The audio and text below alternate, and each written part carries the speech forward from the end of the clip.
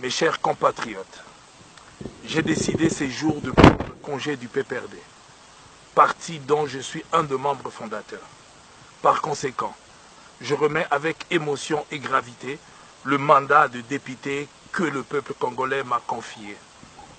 Depuis longtemps, j'avais pris mes distances par rapport aux dérives dangereuses du PPRD qui foulait au pied le pacte républicain négocié lors du dialogue intercongolais de Sun City dont je pris part active.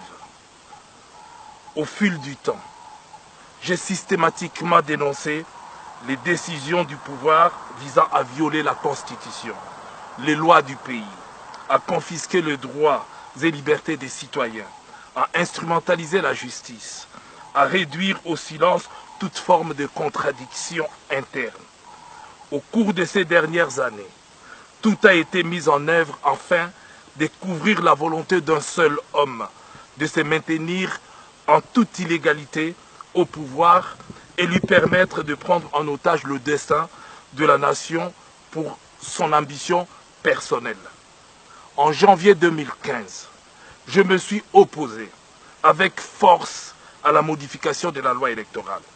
À chaque instant, j'ai défendu avec acharnement le plus vulnérable, le veuve, les orphelins. Mes chers compatriotes, contrairement aux autres, qui, au prix de tout renoncement et de toute compromission, ont choisi la facilité et le confort matériel, j'ai préféré l'intérêt du peuple, de tout abandonner. C'est ainsi que mon combat m'a contraint à l'exil. C'est à quoi malheureusement les opposants congolais, quand ils ne sont pas en prison ou tués, sont exposés. Je l'assume pleinement. De l'étranger, c'est avec tristesse que j'ai assisté impuissant à la dégradation continue de la situation au pays, qui est livrée à l'incurie, à l'aveuglement d'une poignée de nos compatriotes qui ont vendu leur âme au diable. Pouvait-on imaginer que le PPRD envoie de jeunes profaner des lieux de culte, des églises, des cathédrales? Pouvait-on imaginer que le PPRD ne condamne pas les forces de sécurité qui tirent à balles réelles des manifestants aux mains nues, arrêtent des jeunes activistes, même des enfants, les torturent, les enferment dans des cachots clandestins?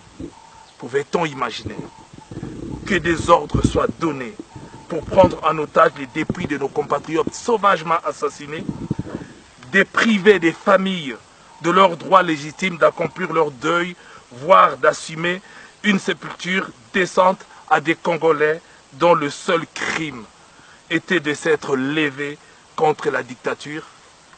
Pouvait-on imaginer un jour que nous tenions la comptabilité macabre des fausses communes à travers le pays?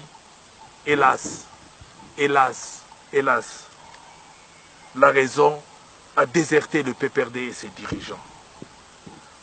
Tout ce que je n'ai cessé de dénoncer au cours des dernières années s'est malheureusement vérifié. En cherchant une nouvelle interprétation de la Constitution par la Cour constitutionnelle dont il va changer le membre afin de se mettre entièrement sous son contrôle, Joseph Kabila veut à tout prix se présenter lui-même pour un troisième mandat. Il n'a rien compris des attentes du peuple congolais.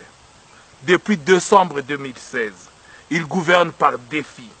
Ne peut-il pas regarder en arrière et revenir à la raison pour voir que des milliers de jeunes Congolais sont morts en lui refusant le troisième mandat? Veut-il encore pousser d'autres à mourir pour que lui seul parce que lui seul veut rester au pouvoir? Mais le pouvoir pour faire quoi? Pour envoyer des enfants dans des mines, creuser des coltans et s'enrichir au détriment de son peuple? Aujourd'hui, 17 ans après, le bilan est catastrophique.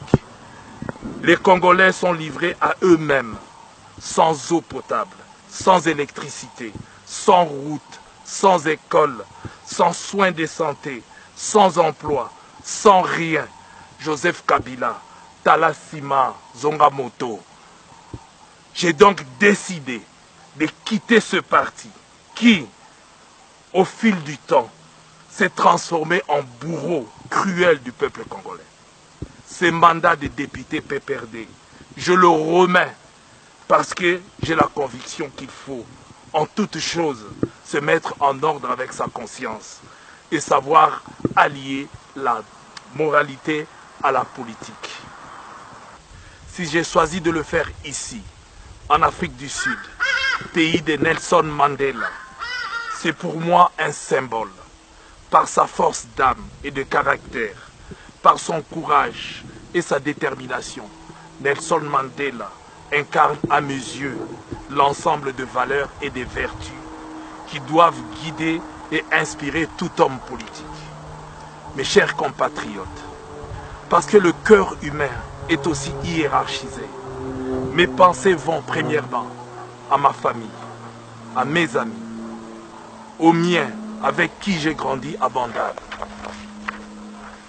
à mes électeurs de la Funa, à tous mes aînés, à toutes les femmes et les hommes de mon âge, à tout le jeune sur lequel je puis exercer de l'influence et que j'ai poussé à adhérer au PPRD et à s'engager derrière Joseph Kabila.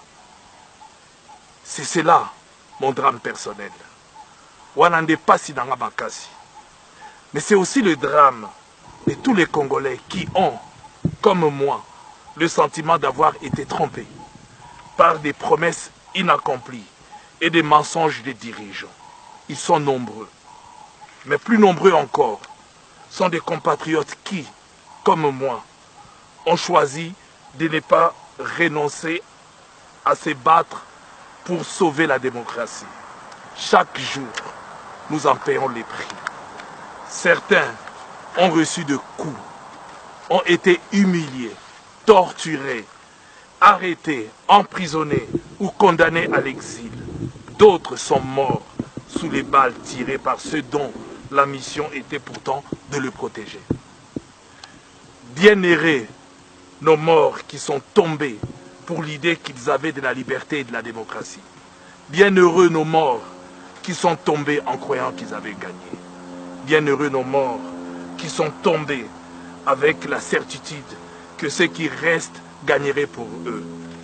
C'est pour cela que quoi qu'il arrive, je continue en homme libre mon combat, car je suis convaincu, comme disait notre martyr Rossi Chimanga, le peuple gagne toujours. Rossi est mort, il ne respire plus, mais ses idées vivent.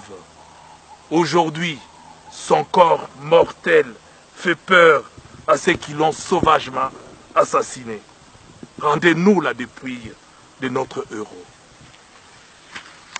En ce qui me concerne, soyez-en sûrs, je combattrai toujours en faveur du peuple congolais. Parce que toute politique qui est contraire à celle des intérêts du peuple est une politique de trahison et doit être combattue comme telle. Mes chers compatriotes, ceux qui m'ont élu savent que j'ai toujours agi en homme libre. C'est donc en homme libre, avec un esprit libre, que j'ai choisi de m'engager dans un nouveau combat politique. Car nous ne sommes condamnés ni à la servitude, ni à l'abaissement dans lequel mes compagnons d'autrefois veulent maintenir notre pays. Ce combat, je vais le mener au sein de la plateforme Ensemble pour le changement. Parce que nous partageons un même socle de valeurs communes. Parce que nous avons une même volonté de rupture. Parce que nous avons foi à l'avenir de notre pays.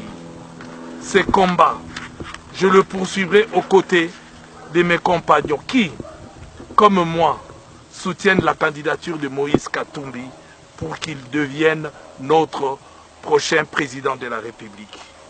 Mon choix n'est que la suite logique de mon soutien à un homme aux côtés duquel j'ai pu depuis longtemps éprouver des qualités humaines managériales bien avant qu'il ne s'engage en politique.